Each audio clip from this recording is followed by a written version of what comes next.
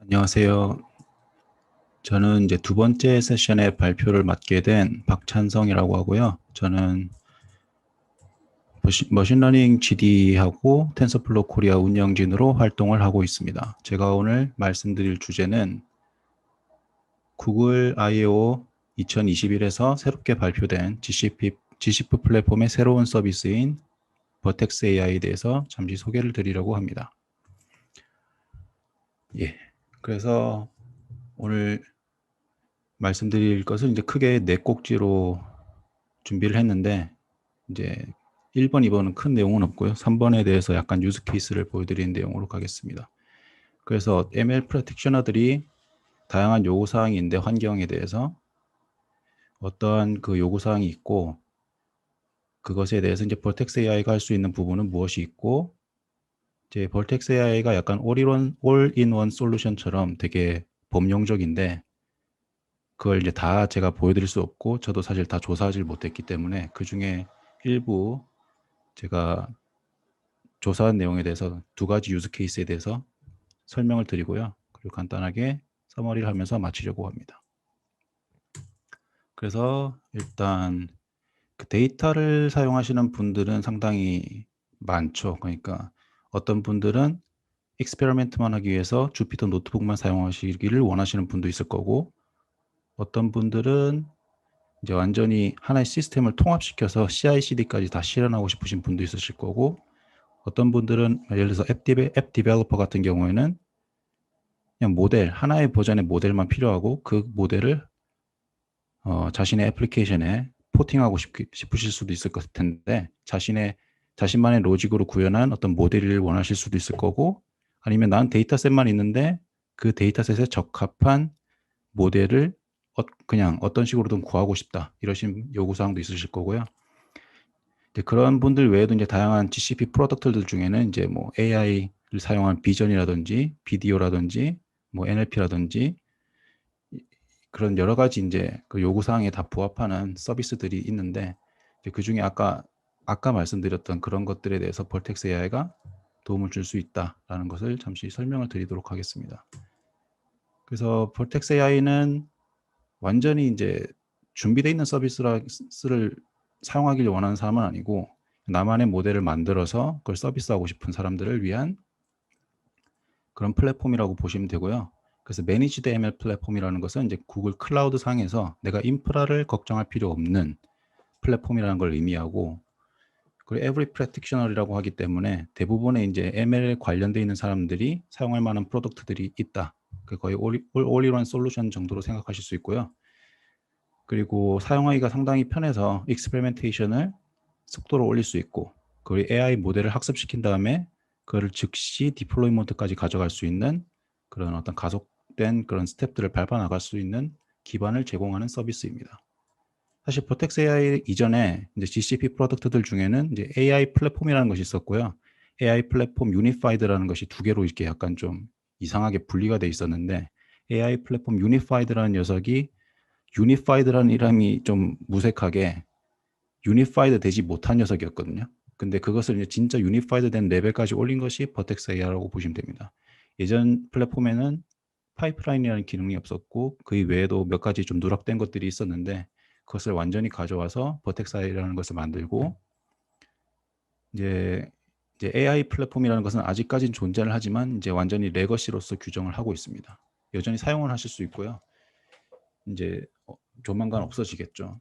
그래서 그런 것이라 보면 되고요. 그래서 버텍스 AI로 뭘 할 수 있느냐를 볼 때는, 이제 제가 볼 때는 이제 데이터를 활용한 프로덕트를 만들 때 어떤 스텝들을 밟아 나가냐, 이런 것들 보면 되는데요. 그 데이터를 읽어와서 그 데이터에 피처 엔지니어링을 해야 되고, 그 피처 엔지니어링 된 것을 모델에 주입해서 트레이닝 시키고, 그 트레이닝 시키는 과정에 이제 하이퍼 파라미터 튜닝이라든지 이런 것들이 포함될 수 있고요. 학습된 모델을 배포하는 서빙 단계가 될 수 있고, 그리고 서빙을 하기 위한 모델이 나오면 그 모델의 이밸류에이션을 하거나 그 배포를 하고, 그 배포된 모델을 모니터링하고, 마지막으로 배포된 모델들을 관리하는 이 전 생애 중위를 보실 수 있고요. 이 전 생애 주기를 이제 통합적으로 관리하는 파이프라인이 존재를 하고요. 그리고 각각의 이 파이프라인의 컴포넌트들마다 데디케이트된 어떤 GCP 서비스들이 내부적으로 존재한다고 보실 수 있을 것 같습니다. 데이터셋을 매니지먼트 할 수 있고, 그 데이터셋을 매니지먼트 하는 데 있어서 아웃소싱해서 뭐 데이터 레이블링을 할 수 있는 그런 어떤 서비스도 제공을 하고요. 아니면 자체적으로 웹브라우저 상에서 레이블링을 할 수 있는 툴도 제공을 하고 있습니다. 그리고 데이터셋이 이제 피처 엔지니어링 어느 정도 끝나면 그것은 이제 유의미한 데이터이기 때문에 그걸 일종의 피처들을 어떤 상점에다 넣어놓고 나만 사용하는 게 아니고 같은 조직 내 다른 사람들이 활용할 수 있도록 피처 스토어에 저장을 해놓을 수도 있고요. 그 트레이닝하기 위한 서비스도 있고, 그 트레이닝 하는 데 있어서 이제 옵티마이제이션 또 별도의 이야기이기 때문에 실제 내부적으로 이제 케라스 튜너를 활용해서 GCP 플랫폼의 인프라를 적극 활용한 VGL이라는 옵티마이제이션 플랫폼이 존재합니다. 그리고 트레이닝을 하다 보면 내가 트레이닝한 것에 대한 익스페리먼트들을 비교할 필요도 있기 때문에 구글 클라우드 상에 이제 포팅돼서 서비스되고 있는 텐서보드를 활용할 수 있습니다. 그럼 실시간적으로 모델이 학습되면서 실시간적으로 업데이트돼서 어떻게 학습되느냐 이런 걸 볼 수 있는 그런 방법도 제공하고, 학습된 모델들 간의 비교도 할 수 있고요. 프레딕션 하기 위한 거 하고, 이건 일부 모델에 대해서만 제공을 아직은 하고 있는데, Explainable AI 같은 것도 태블러 데이터하고 이미지 커스텀 모델 중에 이제 이미지 데이터하고 태블러 데이터 이런 식으로 제공을 하고 있습니다. 그리고 모니터링을 해서 컨티뉴어스하게 모니터링 할 수 있는 어떤 방법, 그 프레딕션이라든지 이런 걸 비율적으로 한다든지 트래픽이라든지 네트워크 트래픽, 그리고 사용 뭐 그런 유세지 같은 것들을 쉽게 모니터링 할 수 있는 대시보드를 제공을 합니다. 그리고 모델이 있으면 그 모델에 대해서는 이 모델은 무엇이 들어와서 만들어졌고 어떠한 이 모델을 구성하는 그 메타데이터들은 무엇이 있느냐 이런 것들을 또 관리를 할 수 있고요. 파이프라인의 모든 구성 요소들이 사실 메타데이터를 다 가지는데 다 얽히고 설켜서 들어오는 놈 나가는 놈 들어오는 놈 나가는 놈 이렇게 쭉 사슬처럼 연결되어 있는데, 각각에 대한 메타데이터를 전부 다 연결시켜서 관리를 하고 쉽게 그것에 대한 리니지를 볼 수 있는 그런 대시보드도 제공을 합니다. 그리고 이거는 이제 별개로 이제 원하는 VM을 마음대로 구성해서 만들 수 있는 주피터 랩 환경을 제공을 또 하고요. 어쨌든 이런 식으로 그림을 볼 수 있고요. 실제 이제 GCP 콘솔에 가보시면 이런 식으로 버텍사에 들어가면 쭉 나와 있는데, 각각을 매핑 시켜보면 이제 데이터셋을 매니지먼트하고 레이블링 할 수 있는 툴을 제공해서 실제로 스스로 레이블링 할 수 있는 그러한 여기 도구가 있고요. 이제 피처 스토어가 있고, 이 레이블링 태스크라는 거는 직접 하는 건 아니고 아웃소싱해서 레이블링을 누군가한테 위탁하는 거죠. 이런 것도 할 수 있고요. 그리고 노트북 환경을 주피터 랩 베이스로 제공을 하기도 하고, 이제 파이프라인, 머신러닝 파이프라인을 위한 어떤 도구도 제공을 해서, 이거는 두 가지 방법으로 활용할 수 있는데, 하나는 이제 텐서플로우, 쿠플로우 파이프라인, 또는 이제 하이 레벨하게 볼 때는 TFX라는 것으로 이게 좀 한 단계 더 래핑된 하이 레벨 API인데, 이런 걸 활용해서 파이프라인을 작성할 수 있습니다. 그 트레이닝도 할 수 있고요. 트레이닝 같은 경우는 디스트리뷰티드 트레이닝 같은 걸 제공을 해서 컨피규레이션상 내가 어느 정도의 컴퓨팅 리소스가 필요하다 이런 것을 지정을 하면 그거에 알맞게 자원이 할당돼서 뭐 모델을 학습시킬 수 있는데요. 이제 뭐 AutoML을 활용할 수도 있고 커스텀하게 디파인드된 녀석을 사용할 수도 있습니다. 익스페리먼트 같은 경우는 아까 말씀드린 대로 텐서보드라고 보시면 되고요. 서로 다른 머신러닝 익스페리먼트를 비교하거나 단일 익스페리먼트 내에 있는 그런 어떤 매트릭 값이라든지 이런 것들을 텐서보드를 활용해서 실시간적으로 학습되는 도중에 확인을 할 수 있습니다. 내부적으로는 단순하게 그냥 GCS에 그 텐서보드 로그 파일을 넣는 건데, 그걸 이제 실시간적으로 긁어와서 보여주는 거죠.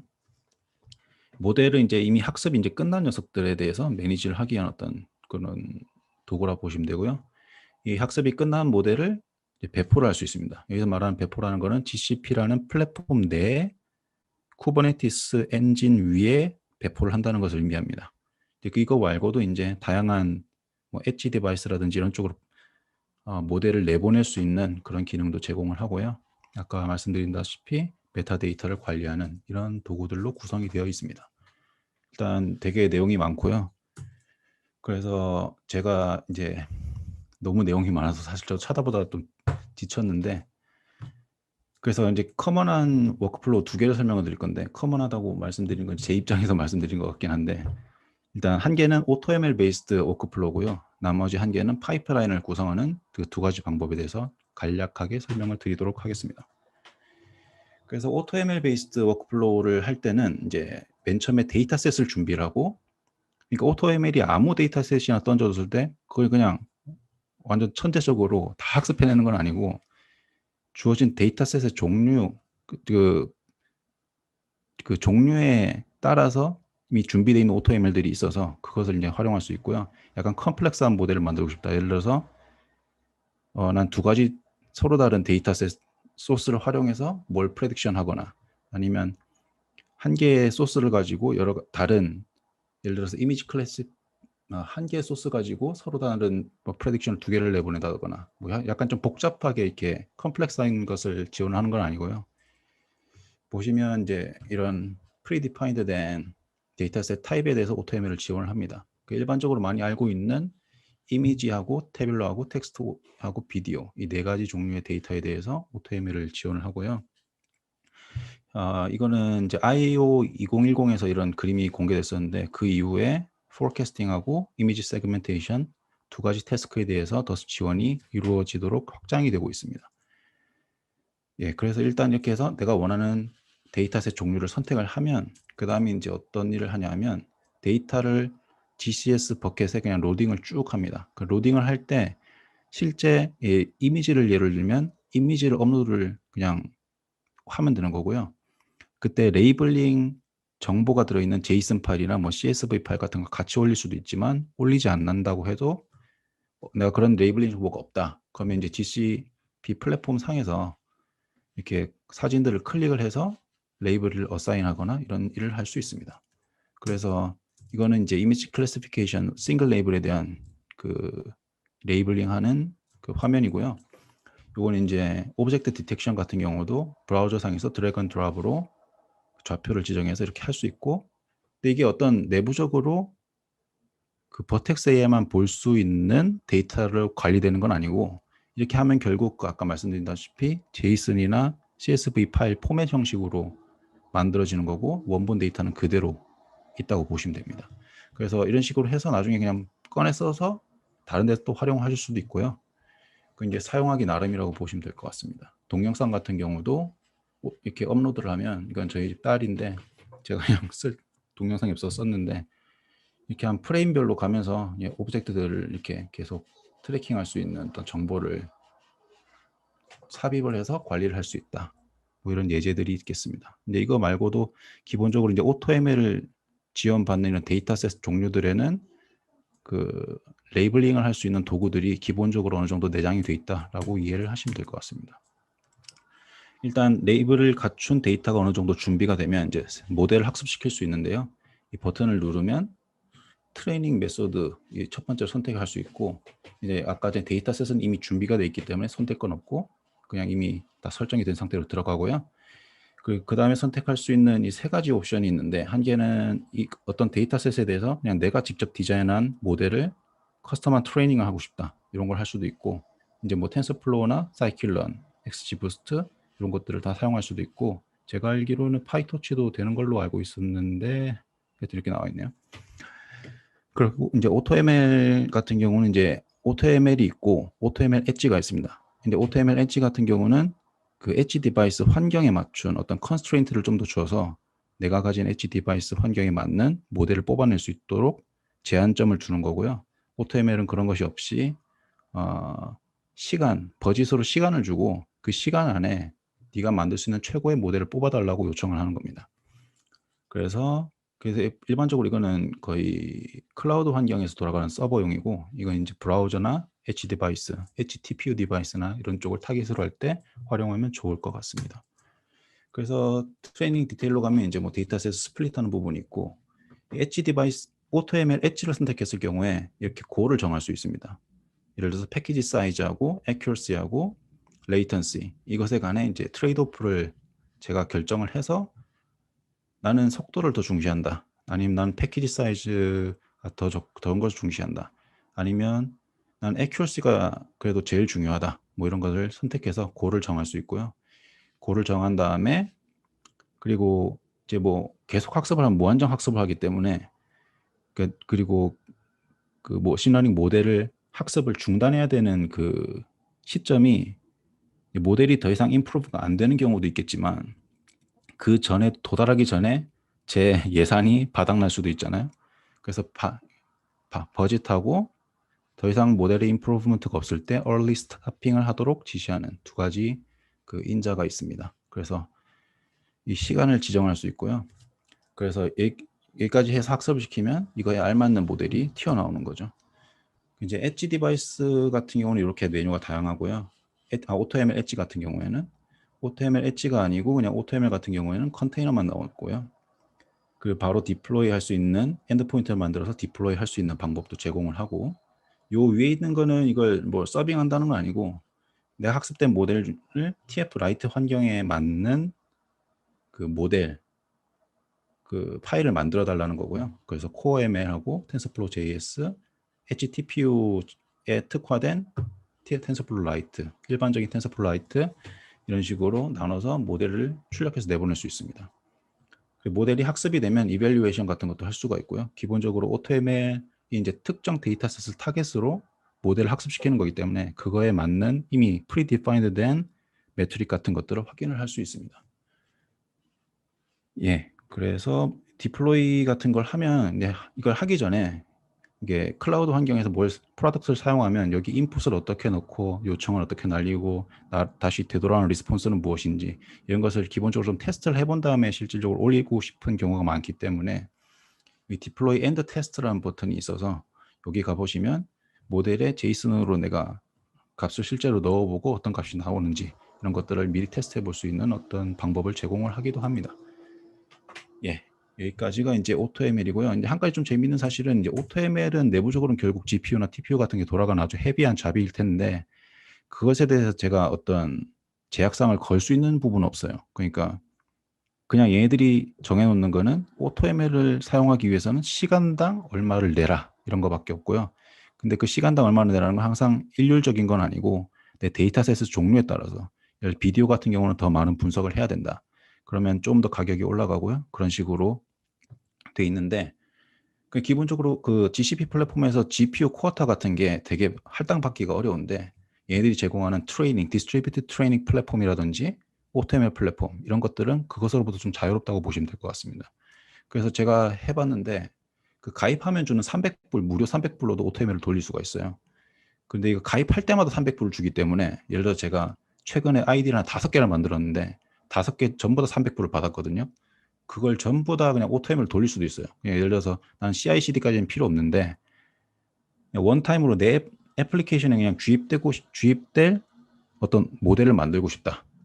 어떤 일을 하는 단순한 이미지 클래시피케이션 아까 predefined 데이터셋 같은 경우와 데이터셋이 이미 준비가 되어 있다면 그냥 제 생각에는 300불 그 시간당 가격하고 300불을 이렇게 따져가지고 시간을 정해가지고 AutoML 돌리셔서 모델을 얻어서 사용하셔도 괜찮을 것 같더라고요. 그냥 이거는 일종의 그 팁 아닌 팁인 걸로 말씀을 드리고 싶었고 두 번째 유스 케이스는 이제 파이프라인입니다. 제가 좀 발표를 빨리 하나? 파이프라인은 이제 두 가지 왜 저희가 일단 파이프라인이 필요한지를 잠시 이야기를 나누고 싶고 그러면 이제 파이프라인을 구성하는 컴포넌트 구성 요소들은 무엇이 있고 그럼 구성 요소들 간에 사실 머신러닝 잡이라는 게 일반적인 마이크로 서비스 게 뭐지 백엔드 서버 이런 것도 하고 다르게 작업마다의 디펜던시가 존재하기 때문에 그런 플로우들을 만들어줘야 되기 때문에 컴포넌트 간에 이제 어떤 체이닝을 만들어줘야 되고 체이닝을 만들어주는 것까지는 좋은데 그럼 어떤 데디케이트된 머신 안에서 이게 돌아가기 때문에 약간 스케일러빌리티가 좀 부족할 수가 있겠죠. 그래서 아까 말씀드린 그런 디스트리뷰트 트레이닝 하고 뭐 디플로이먼트라든지 뭐였지? 하이퍼 파라미터 튜닝 이런 것들은 별도로 빠져나온 데디케이트된 서비스로 존재를 하거든요. 그럼 파이프라인 내에 다른 GCP 서비스들을 녹여낼 수 있는 그런 방법들로 제공을 한다는 것을 간단하게 설명을 좀 드려보겠습니다. 그래서 왜 파이프라인이 필요하냐? 그러니까 이거는 그 원래 있는 슬라이드인데 들고 온 건데 사일런트 킬러잖아요. 그 데이터라는 게 변합니다. 변하는 거는 저희가 막을 수가 없는 거예요. 사실은 그 데이터라는 게 세상이 그냥 변한 거기 때문에 저희가 막을 수는 없는데 과연 변한 데이터에 저희 모델이 제대로 대응을 하고 있느냐라는 것은 사일런트하다는 거죠. 알 수가 없다는 거죠. 항상 모니터링을 하고 모니터링했을 때 제대로 안 되면 재학습을 시키거나 이런 작업들이 필요한데 그런 것에 만반의 준비가 안 돼 있으면 그냥 사일런트 킬러인 거죠. 그래서 일반적으로 이런 데이터 그냥 컨셉 자체는 얘는 그냥 바나나인데 이 데이터가 언제는 이렇게 보이고 언제는 이렇게 보이고 언제는 이렇게 보이고 데이터가 이제 변하는 거기 때문에 이런 걸 일반적으로 데이터 시프트라고 하는 것 같고요. 데이터가 이제 변한다는 거고 근데 어느 순간 이제 뭐 시대가 좀 많이 바뀌어서 얘가 이제 더 이상 바나나가 아니다. 뭐 다른 거다. 아니 다른 나라 갔더니 이건 더 이상 바나나가 얘는 바나나가 아니고 딴 거다. 뭐 이런 식으로 되면 이제 컨셉 자체가 바뀌는 거니까 컨셉트 드리프트 같은 게 일어날 수도 있고요. 그러니까 저희가 만든 모델은 사실은 the best 모델이라고 할 수는 없고 그냥 이 세상의 유니버스를 구성하는 여러 가지 데이터 중에 저희가 생각한 특정 그 스냅샷에 대한 최적의 모델인 거기 때문에 스냅샷이라는 건 시간이 지나면 계속해서 바뀌기 때문에 항상 스냅샷을 새로 찍어줘야 되는 거예요. 데이터가 변할 때마다. 그러니까 그것을 스냅샷을 찍기 위한 준비는 이제 준비가 돼 있어야 되는 거죠. 준비는 어떻게 하느냐? 사실 이제 그러면 데이터가 바뀌면 기존의 모델이 이미 괜찮은 모델이 사실 데이터가 바뀌면 재학습을 해서 충분히 괜찮은 녀석이 나올 수도 있는 거고 근데 데이터가 바뀌어서 기존의 모델을 학습시켰는데 결과가 엉망진창이면 새로운 모델 로직하고 뭐 전처리 로직 이런 것들을 새로 넣어줘야 될 수도 있는 거고 그런 두 가지 경우가 있어서 이 트레이닝이라든지 트랜스포메이션 하기 위한 코드를 바꿔서 컨티뉴스 인테그레이션하고 컨티뉴스 디플로이먼트를 할 수 있는 방법론이 필요하고 데이터가 이제 새로운 데이터가 주입이 됐을 때 그 새로운 데이터가 주입이 되면 이미 기존에 구축되어 있던 어떤 일련의 학습 파이프라인이 공장에서 라인별로 돌아가듯이 쭉쭉쭉쭉쭉 가서 그 새로운 학습된 모델이 배출되는 이러한 어떤 자동화된 프로세스가 좀 필요하다라는 것이 파이프라인이라고 보시면 될 것 같습니다. 그래서 일반적으로 그냥 집에서 개인적으로 이렇게 초기에 머신러닝을 공부할 때는 이런 걸 그냥 하나의 패키지 형태로 그냥 만들어서 하나의 코드 안에서 이런 모든 걸 다 하도록 만드는데 사실 그건 이제 스컬러빌리티 하지 않고 플렉서블 하지도 않기 때문에 사실은 이걸 각각의 컴포넌트를 분리해서 각각의 완전 아이솔레이션 된 컨테이너 형식으로 만들어서 서로가 체이닝 돼서 작업을 쭉 해나갈 수 있고 경우에 따라서는 어떤 한 특정 녀석만 리플레이스먼트를 할 수 있다. 이런 것들을 제공할 필요가 있습니다. 그리고 모델이 이제 현재 동향도 마찬가지지만 모델이 계속해서 커지기 때문에 그렇다는 것은 현재 내가 GPU를 3장만 사용해서도 미래엔 내가 GPU를 100장을 사용할 수도 있고 메모리도 훨씬 더 고용량이 필요한 데이터 전처리가 필요할 수도 있고 이렇기 때문에 항상 스컬러빌리티가 장착이 돼 있어야 되는 거예요. 그러니까 미래 환경에는 내가 현재 학습시켰던 그런 인프라가 통하지 않을 수 있다는 거죠. 근데 이걸 되게 하드 코딩하게 만들어 놓으면 스컬러빌리티가 안 되겠죠. 스컬러블하게 하드웨어는 구성을 했는데 코드도 그거에 맞춰서 또 완전 삽질하면서 바꿔야 되는 그런 환경이 필요하기 그런 문제가 발생할 수 있기 때문에 스컬러빌리티가 기본적으로 보장되는 어떤 인프라가 필요하다. 이제 GCP에서는 이걸 다 이제 제공할 수 있다라는 걸 말을 하고 있습니다. 예. 그래서 이제 파이프라인을 구축하는 방법은 크게 이제 두 가지가 있습니다. GCP에서는 GCP가 아니고 이제 벌텍스 AI죠. GCP에는 이거 말고도 이제 에어플로우를 이용한 컴포저 같은 것도 있는 걸로 알고 있고요. 제가 이제 주로 관심 있는 쪽은 이쪽 두 개인데 특히 이쪽인데 그 버텍스 AI에서는 큐플로우 파이프라인하고 텐서플로우 익스텐디드를 사용한 파이프라인을 만들 수 있습니다. 기본적으로는 이 녀석은 이걸 그냥 랩핑한 녀석이라고 보시면 되고요. 사실 이 녀석은 이제 꼭 여기 위해서만 돌아가야 되는 거 아니고 내부적으로 백엔드로 돌아가는 오케스트레이터를 고를 수가 있는데 이제 아까 에어플로우나 이런 걸 고를 수도 있는데 버텍스 AI 내에서는 이 녀석을 보시면 될 것 같습니다. 그럼 KFP는 이제 뭐 하는 녀석이냐? 약간 좀 로우 레벨하게 로직을 만들 수 있습니다. 근데 이제 아까 그 각각의 작업 처리 공정들이 아이솔레이션 된 컨테이너가 돼야 된다고 했는데 그걸 이제 좀 더 쉽게 만들 수 있도록 만들어 놓은 녀석이라 보면 되고요.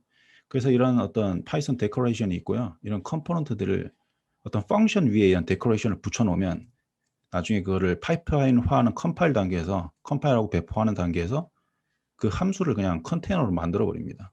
그리고 컨테이너를 만들면 그 컨테이너는 어떻게 만들어졌는지 스페시피케이션 같은 것을 그 제이슨 파일 같은 걸로 뽑아낼 수가 있고요. 그 저 제이슨 파일로 뽑아진 것은 나중에 그냥 리유즈 할 수 있죠. 재사용을 할 수 있겠죠. 그래서 어떤 컴포넌트라는 건 결국 이제 데이터 인젝션, 데이터 트랜스포메이션 아니면 뭐 트레이닝, 하이퍼 파라미터 튜닝 뭐 이런 것들을 각각의 쪼개놔서 그냥 컴포넌트로 만든 거고 각각의 일을 분리해서 그 컴포넌트를 만들고 그 컴포넌트들을 엮어서 하나의 파이프라인을 만들기 위한 데코레이션이 있고요. 이건 일종의 이제 어떤 특정한 조건 분기를 하기 위한 그런 어떤 문법이라고 해야 되나 하여튼 그런 것도 있고 패럴렐하게 진행되고 싶은 어떤 작업 예를 들어서 나는 트랜스포메이션까지는 동일하게 가져가고 싶은데 1번 패럴렐하게 작업된 작업이 두 개 있다고 하면 첫 번째 작업은 예를 들어서 클라우드 환경에서 서빙되는 녀석을 만들고 싶고 두 번째로 패럴렐하게 작업하는 녀석은 나는 엣지 디바이스를 위한 어떤 컴포넌트에다가 태워서 보내고 싶고 그럼 패럴렐하게 두 환경에 대한 모델이 학습이 진행이 되겠죠. 뭐 이런 어떤 워크플로우를 파이프라인 워크플로우를 제어할 수 있는 어떤 디렉티브 같은 것들이 존재를 하고요. 이렇게 해서 쭉 컴포넌트 만들고 파이프라인해서 묶은 다음에 그 파이프라인을 넘겨서 컴파일하게 되면 일종의 제이슨 완전히 그 파이프라인이 어떻게 만들어졌다라는 걸 보여주는 제이슨 파일이 나오고 이 제이슨 파일 여기까지 사실 이제 GCP하고 전혀 디펜던시가 없습니다. 약간 쿠베플로우 쪽이랑 관련이 있는 거고 약간 좀 스탠다드한 걸 따르고 있는 걸로 알고 있고요. 그래서 이 제이슨 파일이 나오면 이 제이슨 파일을 그 버텍스 AI한테 넘겨주면 되는 그런 절차가 남아 있는 거죠. 그 버텍스 AI하고 연결하기 위한 어떤 클라이언트를 만드는 이런 API가 있고 거기에다가 create run from job spec 해서 job spec은 결국 여기서 나온 제이슨 파일이고 넣어주면 버텍스 AI에서 파이프라인을 만들어서 컴포넌트 연결된 게 쭉 보이고 현재 어디까지 내가 실행이 됐으며 입력된 값 컴포넌트마다 체인링되기 때문에 그 각각 컴포넌트에 입력된 것과 출력된 것들이 무엇이 있는지 쉽게 시각적으로 확인할 수가 있습니다. 예, 그거 외에도 이제 Other Vertex AI Services 해서 이렇게 인테그레이션이 됩니다. 아까 말씀드렸다시피 AutoML이라든지 그 데이터셋 그 도구를 활용해서 데이터셋을 주입하는 거라든지 이런 것들을 할 수 있는 오퍼레이션들이 이미 다 오비라자고 오퍼레이션인데 그냥 컴포넌트라고 보시면 되고요. 이런 것들이 다 준비되어 있어서 디플로이까지도 쉽게 할 수 있다.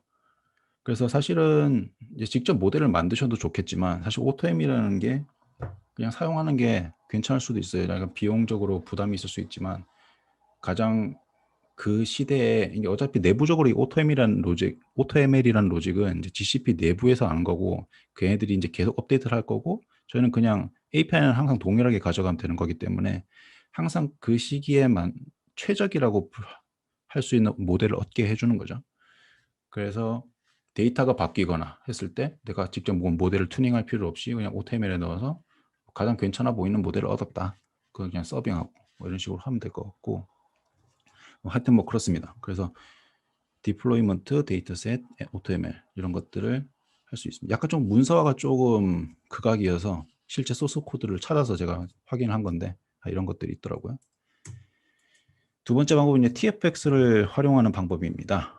그래서 TFX는 그냥 래핑한 거라 보시면 되고요. 이런 어떤 컴포넌트들이 프리디파인드 된 컴포넌트들이 존재하고 그래서 데이터를 주입받고 그 데이터로부터 스태티스틱을 뽑아내고 그걸 스키마, 그 데이터에 대한 스키마를 뽑아내서 이 두 개를 짬뽕시켜 가지고 그 데이터의 밸리데이션 체크를 하는 거죠. 예를 들어서 이 내가 가지고 있는 새로 주입된 데이터셋에는 이 값을 가진 데이터는 있으면 안 돼. 라든지 범위를 지정한다든지 아니면 스키마 자체가 뒤틀어지면 안 돼. 이런 어떤 조건을 줘가지고 더 이상 진행이 안 되게 막을 수도 있고 그 뭐 됐으면 이제 트랜스포메이션 하고 트레이닝 하면서 하이퍼 파라미터 튜닝까지 같이 곁들여서 하고 뭐 이런 것들이 다 정의가 돼 있고요.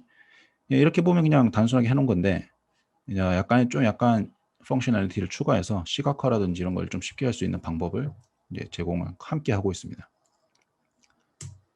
그래서 기본적으로 이제 TFX의 기본적인 컴포넌트들만 엮어서 만들면 이러한 이제 그래프를 얻을 수 있습니다. 그래서 쭉 내려와서 할 수 있는데, 약간 근데 TFX는 사용하실 때 좀 주의해야 할 게 아직 완전히 머추어된 기술은 아니고요. 머추어다면 머추어인데 버텍스, 그러니까 기존에 있는 AI 플랫폼에서는 어느 정도 로우하게 디버깅을 사용할 수 있었지만 버텍스 AI하고는 인테그레이션이 레벨이 완전히 1까지 올라온 건 아니다. 그 TFX 1.0.0이 IO 2021에서 발표가 됐지만 그 당시까지만 해도 이제 버텍스 AI를 완벽하게 지원하지 않았고요. 약간 소스 코드를 까보면서 실습을 좀 해봐야 되는 그런 지경이었는데, RC1 버전으로 오면서 이제 버텍스 AI를 공식적으로 지원한 CLI가 추가가 되었습니다. 약간 마이너한 버그들이 있긴 있는데, 그래서 TFX 템플에서 모델 택시라는 걸 주면 이거 버텍스 AI를 기본적으로 활용하는 코드 템플릿이 만들어지고요. 이 코드 템플릿에는 기본적으로 아까 전에 말씀드렸던 이런 컴포넌트들이 다 사슬처럼 엮여 있는 코드가 이미 들어가 있고, 다른 GCP 서비스들을 어떻게 활용할 수 있을지 컨피규레이션을 넣을 수 있는 방법들이 다 정의가 돼 있고, 주석을 뺀 다음에 나만의 그 로직을 넣거나 컨피규레이션을 추가하거나 그런 것들을 쉽게 할 수 있습니다. 약간 버텍스 AI 오면서 좀 달라졌던 부분은 이제 파이프라인 크리에이션하는 부분이라고 볼 수 있습니다. 그래서 엔진 할 때 버텍스라는 녀석을 지정을 하고요. 약간 쿠베플로우를 사용하는 것 같은데 그 내부적으로 쿠베플로우를 약간 자신들만에 맞게 좀 뒤튼 버전 같아요. 그래서 이걸 또 다른 오케스트레이션이라고 부르더라고요. 또 다른 오케스트레이션 엔진이라고 부르고, 다른 그 어떤 사람한테 물어봤는데, 그 관련인 사람한테 물어봤는데 하여튼 또 다른 오케스트레이션 백엔드라고 부르고요. 그리고 기존에는 어떻게 썼냐면 그 쿠버네티스 엔진 클러스터를 만들어야 됐어요. 만든다는 건 쿠버네티스 엔진을 클러스터를 구성하는 그 노드들이 항상 업된 상태로 유지해야 되는데, 그러니까 내가 학습을 파이프라인을 돌리든 말든 항상 비용이 일정은 크게는 아니더라도 나간다는 걸, 슬립 상태로 가더라도. 근데 이제 버텍스 AI에 오면서는 런 할 때만 만들어집니다. 그러니까 제가 익스플리시트하게 쿠버네티스 엔진 클러스터를 만들 필요는 없고 그냥 엔진을 지정하고 프로젝트하고 이전하고 이런 것만 지정을 쭉 해주면 이제 이걸 실행하는 그 순간 만들어져서 쭉 돌고 실행이 끝나면 죽고, 그러니까 진짜 내가 딱 사용한 금액만큼 그 시간만큼만 돈을 내는 거죠. 그렇게 된다고 보시면 될 것 같습니다. 약간 TFX를 아시는 분들은 위해서 약간 업데이트를 좀 찾아봤고요. 서머리를 간단하게 하면 이제 버텍스 AI는 뭐 올인원 솔루션이다, 뭐 여러 가지가 있고요. 그래서 AutoML을 활용하는 것 방법이 이제 데이터셋을 만들고 내가 원하는 디플로이먼트 환경을 선택해서 버짓을 설정한 다음에 AutoML을 그냥 요청을 하면 모델을 뽑아주고, 그거를 엣지라든지 뭐 그냥 컨테이너화 시킬 수도 있고 아니면 엔드포인트를 직접 만들 수도 있는 그런 방법을 제공합니다. 파이프라인 같은 쿠베플로 파이프라인하고 KTFX를 활용한 그런 파이프라인을 구축하는 방법을 제공해서 ML 파워드 프로덕트들을 준비할 수 있는 어떤 그런 환경을 제공한다라고 보시면 될 것 같습니다. 일단 제가 준비한 건 여기까지고요. 버텍스 AI 홈페이지 가시면 뭐 다양한 걸 찾을 수 있는데, 일단 문서를 읽어보시고 그 소스 코드를 가보시면 이제 임포트된 라이브러리들을 직접 한번 들여다보시는 것을 좀 추천을 드립니다. 약간 좀 클라우드라고 하면 너무 앱스트랙션 돼서 가기 때문에 내부적으로 무슨 일이 일어나는지 약간 모르면 궁금해서 미쳐버릴 때가 있잖아요. 그래서 그런 것을 좀 생각하셔서 소스 코드를 또 직접 까보시면 별거 아니었다, 아니면 이렇게까지 사용법이 말하는데 왜 튜토리얼에서는 이것밖에 말 안 하냐 뭐 이런 생각들을 하실 수 있기 때문에 그걸 좀 추천을 드립니다. 일단 여기까지 제 발표를 마치도록 하겠습니다.